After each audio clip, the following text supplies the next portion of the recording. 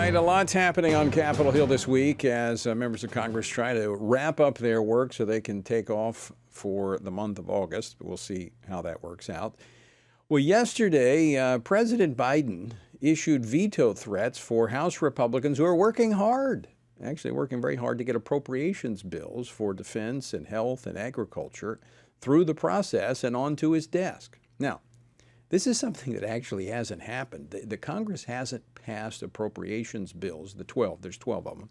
They haven't done this in totality since 1997. All right? That's their job, appropriations. In fact, what we've seen is continuing resolutions just kicking the can down the road, or these omnibus bills that just lump everything in and they're totally irresponsible fiscally. So the Republicans are actually doing what they were elected to do, and that is be responsible. They're cutting out of control spending of the Biden administration, and what really has the Biden administration worked up, threatening to veto these appropriations bills, are the fact that they're going after their unholy trinity of abortion, transgenderism, and the climate. Joining me now to discuss this and more is Congressman Bob Good. He serves on the House Budget Committee, the House Education and Labor Committee, and as a member of the House Freedom Caucus, he represents the 5th District of Virginia. Congressman Good, welcome back to the program. Great to be with you, Tony. Thanks for having me. So the White House issued a statement accusing House Republicans of, quote, wasting time with partisan bills. Your reaction?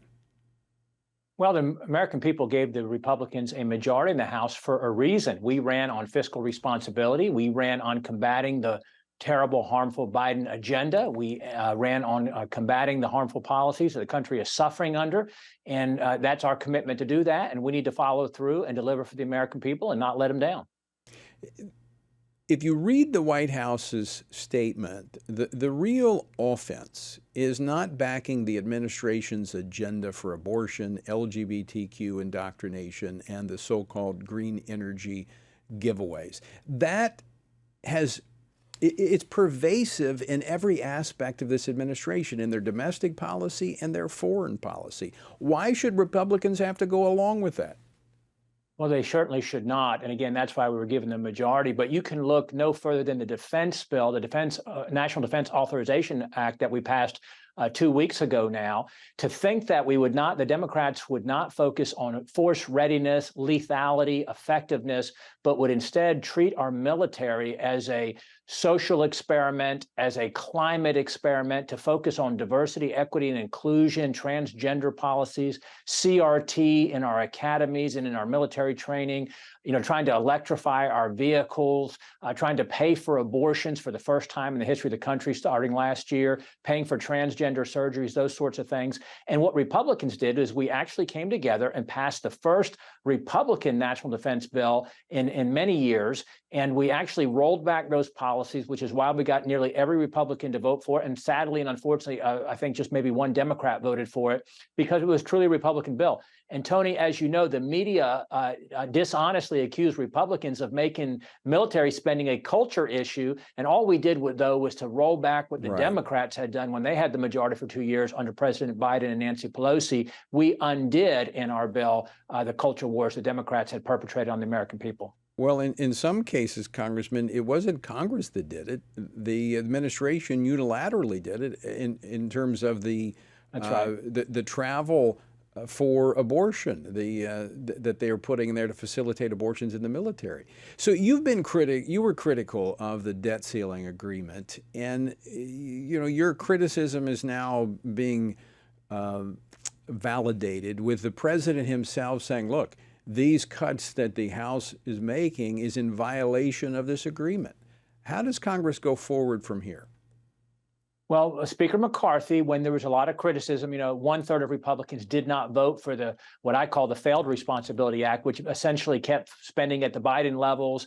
And every Republican who voted for that, in my view, owns the Biden agenda from a spending standpoint for the remaining year and a half. But Speaker McCarthy said that the spending levels in the FRA were the ceiling, not the floor, and we could go lower, and that we would use the appropriations process to do that. So we're trying to hold him to that commitment. We're trying to cut back to pre-COVID pre-COVID levels for non-defense discretionary spending. We're asking to see all 12 bills, how they fit together, the entire puzzle, so we know as we work through the first 2 of those this week and then the remaining 10 over the subsequent weeks, we know how it fits together. We know that we're going to take a step in the right direction towards fiscal responsibility. So, Congressman, what happens? The House does their work. The Senate is just not even started on some of the appropriations bills. So they'll probably want to do a continuing resolution. What happens if we have a stalemate? And do you think that's a likely outcome? Well, you're exactly right in terms of the concern, Tony, because we are battling Democrats in the House, Democrats in the Senate and the White House, and sadly, unfortunately, Republicans in the Senate as well who want to spend more.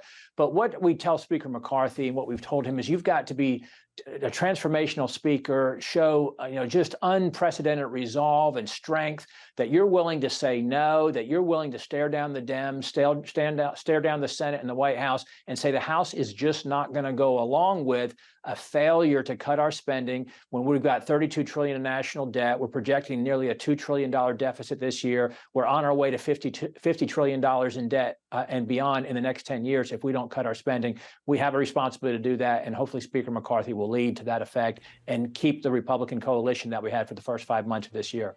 Well, and I think the conservative Freedom Caucus is helping lead the way and lead the speaker. So keep up the good work. Thank you, Tony.